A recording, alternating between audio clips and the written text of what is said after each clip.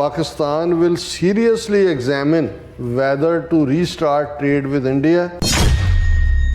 What India did in 2019, the steps they took to amend the constitutional law, that was very painful. But I think the business community of Pakistan is very keen to start trade.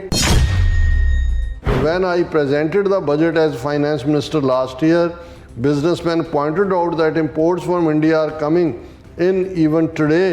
They come via Dubai or via Singapore and involve higher freight, transshipments and other transportation costs. ਅਸੀਂ ਬਹੁਤ ਗੰਭੀਰਤਾ ਨਾਲ ਸੋਚ ਰਹੇ ਹਾਂ ਕਿ ਅਸੀਂ ਭਾਰਤ ਦੇ ਨਾਲ ਜਿਹੜੀ ਟ੍ਰੇਡ ਸਸਪੈਂਡ ਕੀਤੀ ਹੋਈ ਹੈ ਪਿਛਲੇ 4 ਸਾਲਾਂ ਤੋਂ ਉਹਨੂੰ ਸਟਾਰਟ ਕਰੀਏ। ਹੁਣ ਕੀ ਇੰਡੀਆ ਨੇ ਆਰਟੀਕਲ 370 ਰਿਸਟੋਰ ਕਰ ਦਿੱਤਾ ਹੈ? ਕੀ ਕਸ਼ਮੀਰੀਆਂ ਤੇ ਜ਼ੁਲਮ ਖਤਮ ਹੋ ਗਏ ਨੇ? S Jaishankar said that in India the mood is not to overlook the issue of terrorism. It's not a one-off happening but very sustained, almost at an industry level, an assembly line of people whose job it is to do bad things, terror. India will not skirt this problem anymore. We are not going to say terrorism happened, but let's continue our dialogue because that is very important. We must be honest enough to face up to that problem, however difficult.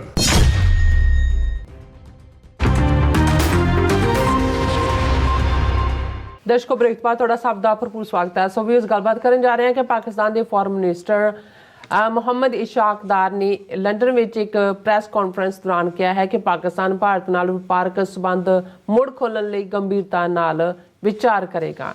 ਇਸ ਬਿਆਨ ਨੂੰ ਸ਼ਰਮ ਦਾ ਘਾਟਾ ਨਾਲ ਹੀ ਤੁਲਨਾ ਕੀਤੀ ਜਾ ਸਕਦੀ ਹੈ। ਸੋ ਇਸ ਬਾਰੇ ਆਪਾਂ ਗੱਲਬਾਤ ਕਰਨ ਜਾ ਰਹੇ ਹਾਂ। ਸੋ ਅਸੀਂ ਚਾਹਾਂਗੇ ਕਿ ਤੁਸੀਂ ਸਾਨੂੰ ਇਸੇ ਤਰ੍ਹਾਂ ਬਣੇ ਰਹਿਣਾ, ਦੇਖਣ ਸੁਣਨ ਲਈ ਐਂਡ ਲਿਖਣ ਲਈ ਤੁਹਾਡਾ ਸਭ ਦਾ ਬਹੁਤ ਬਹੁਤ ਧੰਨਵਾਦ। ਜੀ ਰਾਜ ਸਾਹਿਬ ਕੀ ਕਹਿਣਾ ਚਾਹੋਗੇ? ਦੇਖੋ, ਸ਼ਰਮ ਦਾ ਘਾਟਾ ਹੀ ਕਵਾਂਗੇ, ਹੋਰ ਤਾਂ ਕੀ ਕਵਾਂਗੇ। ਦੇਖੋ, ਮੈਂ ਕਈ ਵਾਰ ਇਹ ਦੇਖਦਾ ਔਰ ਅਕਸਰ ਕਿਹਾ ਵੀ ਹੈ ਇਸੇ ਹੀ ਪਲੇਟਫਾਰਮ ਤੋਂ ਕਿ ਅਸੀਂ ਤਾਂ ਰਿਗਰੈਟ ਕਰਦੇ ਹਾਂ ਕਿ ਵੀ ਅਸੀਂ 35 ਮਿਲੀਅਨ ਸਿੱਖ ਨੇਸ਼ਨ ਬੇਘਰੀ ਕੌਮ ਹੈ, ਸਾਡਾ ਕੋਈ ਮੁਲਕ ਨਹੀਂ ਹੈ। ਬਿਲਕੁਲ।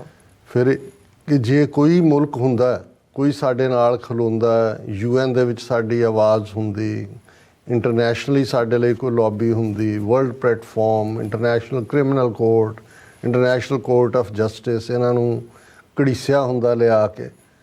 ਲੇਕਿਨ ਜਦੋਂ ਮੈਂ ਇਹ ਦੇਖਦਾ ਕਿ ਕਸ਼ਮੀਰੀ ਔਰ 20 ਕਰੋੜ ਮੁਸਲਮਾਨ ਭਾਰਤ ਦੇ ਦੁਨੀਆ ਦੇ ਉਹਨਾਂ 3 ਵੱਡੇ ਮੁਲਕਾਂ 'ਚੋਂ ਇੰਡੋਨੇਸ਼ੀਆ, ਪਾਕਿਸਤਾਨ ਤੋਂ ਬਾਅਦ ਜਿੱਥੇ ਮੁਸਲਮਾਨ ਹੋਣ ਅਤੇ 57 ਜਿਨ੍ਹਾਂ ਦੇ ਮੁਲਕ ਹੋਣ ਦੁਨੀਆ 'ਚ, ਔਰ ਭੁੱਖੇ ਨੰਗੇ ਨਹੀਂ ਜਿਹੜੇ 65-70% ਐਨਰਜੀ ਦੇ ਉੱਤੇ ਬੈਠੇ ਹੋਣ, ਅਤੇ ਉਹਨਾਂ ਨੂੰ ਉਹ ਵਿਚਾਰੇ ਕਸ਼ਮੀਰ ਦੇ ਮੁਸਲਮਾਨ ਹੋਣ, ਭਾਰਤ ਦੇ ਨਕਸ਼ੇ ਦੇ ਬਾਕੀ ਹੋਣ, ਉਹਨਾਂ ਨੂੰ ਉਹ ਨਮਾਜ਼ ਪੜ੍ਹਦੇ ਆ ਵੀ ਕੁੱਟ ਰਹੇ ਹੋਣ, ਉਹਨਾਂ ਦੇ ਬੱਚੀਆਂ ਬੇਅਦਬ ਹੋ ਰਹੀਆਂ ਹੋਣ, ਉਹਨਾਂ ਨੂੰ ਚੁੱਕ ਚੁੱਕ ਕੇ ਜਿਹੜਾ ਉਹ ਜੇਲ੍ਹਾਂ ਭਰੀਆਂ ਹੋਈਆਂ ਨੇ ਇਸ ਵੇਲੇ, ਕਸ਼ਮੀਰੀਆਂ ਨੂੰ ਚੁੱਕ ਚੁੱਕ ਕੇ ਕਿੱਥੇ ਰੱਖਿਆ, ਬਾਕੀਆਂ ਨੂੰ ਵੀ ਜੋ ਮਰਜ਼ੀ ਕਾਰੋਬਾਰ ਜਿਹਨਾਂ ਦੇ ਬੰਦ ਕੀਤੇ ਜਾ ਰਹੇ ਹੋਣ, ਘਰ ਸੈਂਕੜਿਆਂ ਨਹੀਂ ਹਜ਼ਾਰਾਂ ਦੀ ਗਿਣਤੀ 'ਚ ਯੂਪੀ, ਮੱਧ ਪ੍ਰਦੇਸ਼, ਹਰਿਆਣੇ ਦੇ ਵਿੱਚ ਬੁਲਡੋਜ਼ ਕੀਤੇ ਜਾ ਰਹੇ ਹੋਣ, ਕਾਰੋਬਾਰ ਬੰਦ ਕੀਤੇ ਜਾ ਰਹੇ ਹੋਣ, ਅਤੇ ਉਹ ਮੁਲਕ ਜਿਹੜਾ ਆਲਮੋਸਟ 75, 76, 77 ਸਾਲ ਪਹਿਲਾਂ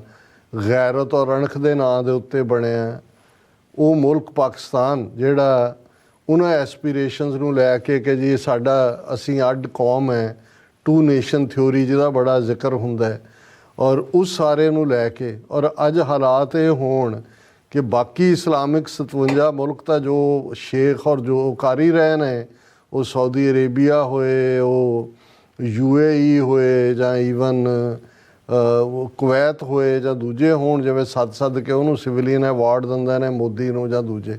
ਔਰ ਇਹ ਸ਼ਰਮ ਦਾ ਘਾਟਾ ਦੇਖਣਾ ਹੋਏ 2 ਸਟੇਟਮੈਂਟਸ ਜਿਹੜੀਆਂ 2 ਅੱਡ-ਅੱਡ ਥਾਵਾਂ 'ਤੇ ਪਾਕਿਸਤਾਨ ਦਾ ਫੋਰਨ ਮਿਨਿਸਟਰ ਮੁਹੰਮਦ ਇਸ਼ਾਕ ਦਾਰ ਨਵਾਂ ਹੀ ਅਪੁਆਇੰਟ ਹੋਇਆ, ਉਹ ਲੰਡਨ ਦੇ ਵਿੱਚ ਹੈ, ਇੰਟਰਨੈਸ਼ਨਲ ਕਾਨਫਰੰਸ ਲਈ ਆਇਆ ਹੋਇਆ, ਔਰ ਭਾਰਤ ਦਾ ਫੋਰਨ ਮਿਨਿਸਟਰ ਐਸ ਜੈਸ਼ੰਕਰ ਜਿਹੜਾ ਆਪਣੀ ਕਿਤਾਬ ਜਿਹੜੀ ਉਹਨੇ ਲਿਖੀ ਹੈ ਉਹਦੀ ਪ੍ਰਮੋਸ਼ਨ ਦੇ ਲਈ ਸਿੰਗਾਪੁਰ ਗਿਆ ਹੋਇਆ, ਵਾਈ ਭਾਰਤ ਮੈਟਰਸ ਉਹਦੀ ਕਿਤਾਬ ਦਾ ਨਾਂ ਹੈ।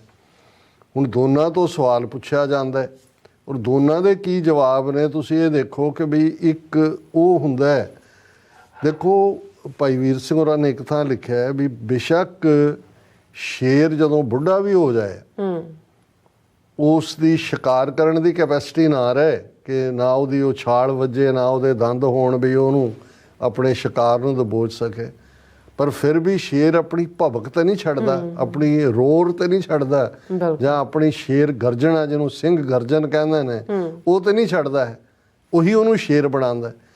ਹੁਣ ਪਾਕਿਸਤਾਨ ਦਾ ਫੋਰਨ ਮਿਨਿਸਟਰ ਦੇਖੋ, ਜਦੋਂ 5 ਅਗਸਤ 2019 ਨੂੰ ਬਿਲਕੁਲ ਇੰਟਰਨੈਸ਼ਨਲ ਕਾਨੂੰਨਾਂ ਦੀ ਧੱਜੀਆਂ ਉਡਾਉਂਦੇ ਆ, UN ਸਿਕਿਉਰਿਟੀ ਕੌਂਸਲ ਦੇ ਮਤਿਆਂ ਦੀਆਂ ਧੱਜੀਆਂ ਉਡਾਉਂਦੇ ਆ, ਭਾਰਤੀ ਪਾਰਲੀਮੈਂਟ ਨੇ ਕਸ਼ਮੀਰ ਦਾ ਆਰਟੀਕਲ 370 ਖ਼ਤਮ ਕੀਤਾ, 35A ਖ਼ਤਮ ਕੀਤਾ, ਉਸ ਸੂਬੇ ਦਾ ਵਜੂਦ ਮਿਟਾ ਦਿੱਤਾ, 4 ਸਾਲ ਹੋ ਗਏ ਨੇ ਨਾ ਵਾਪਸ ਸੂਬਾ ਰੀਸਟੋਰ ਕੀਤਾ, ਲਦਾਖ ਨੂੰ ਸਾਡੀ ਯੂਨੀਅਨ ਟੈਰੀਟਰੀ ਬਣਾ ਦਿੱਤਾ।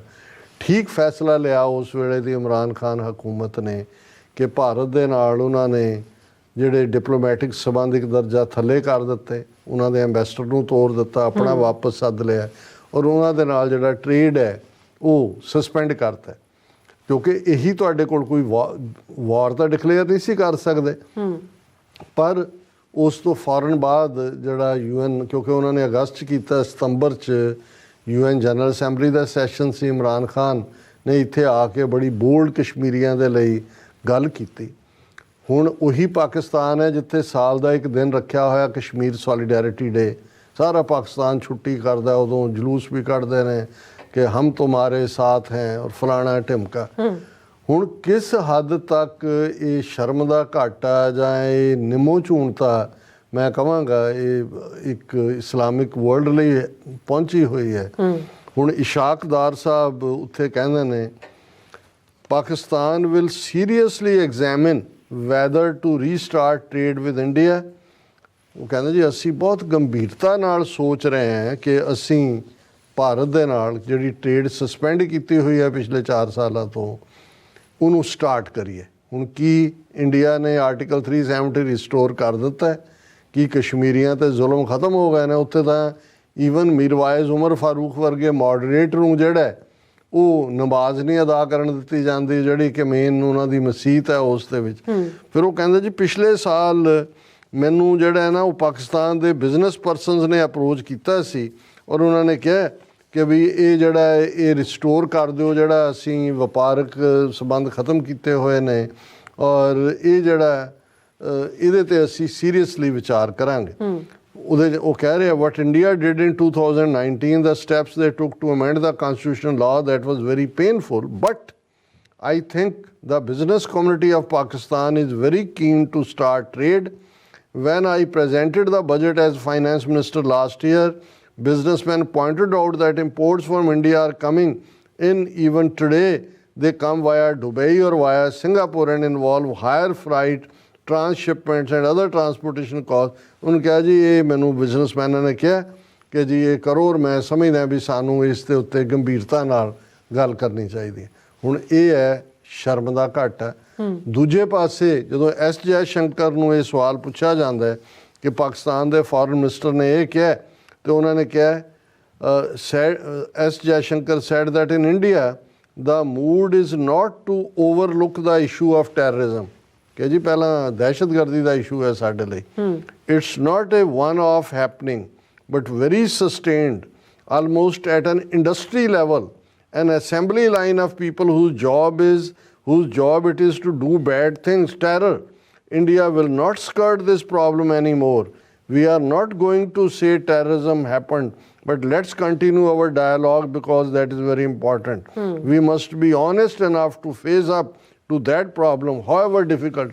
ਉਹ ਠੁੱਡ ਮਾਰ ਰਿਹਾ, ਉਹਦੇ ਪੈਰਾਂ ਤੇ ਇਹ ਜਿਹੜਾ ਧਾਰ ਹੈ ਉਹ ਸਿਰ ਰੱਖ ਰਿਹਾ, ਉਹ ਠੁੱਡ ਮਾਰ ਰਿਹਾ। ਹੁਣ ਇੰਨੀ ਬੇਗੈਰਤੀ ਔਰ ਅਫਸੋਸ, ਇਸ ਤੋਂ ਇਲਾਵਾ ਹੋਰ ਕੋਈ ਕਹਿਣ ਨੂੰ ਨਹੀਂ ਹੈ ਕਿ ਵੀ ਬਿਲਕੁਲ ਹੀ ਤੁਸੀਂ ਬੇਗੈਰਤੇ ਹੋ ਗਏ ਹੋ, ਐਬੈਂਡਨ ਕਰਤਾ। ਫਿਰ ਕਿਉਂ ਬਰਾਦਰ ਤੇ ਬਰਾਦਰ ਕਹਿਣ ਦਾ ਫਿਰ ਤੁਹਾਡਾ ਕੋਈ ਹੱਕ ਨਹੀਂ ਹੈ ਕਿ ਵੀ ਤੁਸੀਂ ਈਵਨ ਉਹਨਾਂ ਨੂੰ ਆਪਣੇ ਭਰਾ ਵੀ ਕਹੋ। ਭਰਾਵਾਂ ਨਾਲ ਨੂੰ ਤੁਸੀਂ ਇਵੇਂ ਨਹੀਂ ਮੁਸ਼ਕਿਲ ਜਾਂ ਮੁਸੀਬਤ ਸੁੱਟ ਕੇ ਕਹਿੰਦੇ ਕਿ ਜੀ ਤੂੰ ਹੁਣ ਜੇ ਤੇਰੇ ਪੱਲੇ ਕੁਛ ਨਹੀਂ ਹੈ ਤਾਂ ਕੋਈ ਨਹੀਂ ਹੈ, ਮੈਂ ਤਾਂ ਰੱਜ ਕੇ ਖਾਵਾਂ, ਇਵੇਂ ਨਹੀਂ ਹੁੰਦਾ ਜੀ। ਡਾਕਟਰ ਸਾਹਿਬ ਤੁਹਾਡਾ ਬਹੁਤ ਬਹੁਤ ਧੰਨਵਾਦ। ਸਾਥ ਲੈਣ ਬ੍ਰੇਕ। ਵਿਊਅਰਸ ਤੁਸੀਂ ਕਿਤੇ ਨਹੀਂ ਜਾਣਾ, ਮਿਲਦੇ ਆ ਆਫਟਰ ਦਿਸ ਸ਼ਾਰਟ ਬ੍ਰੇਕ।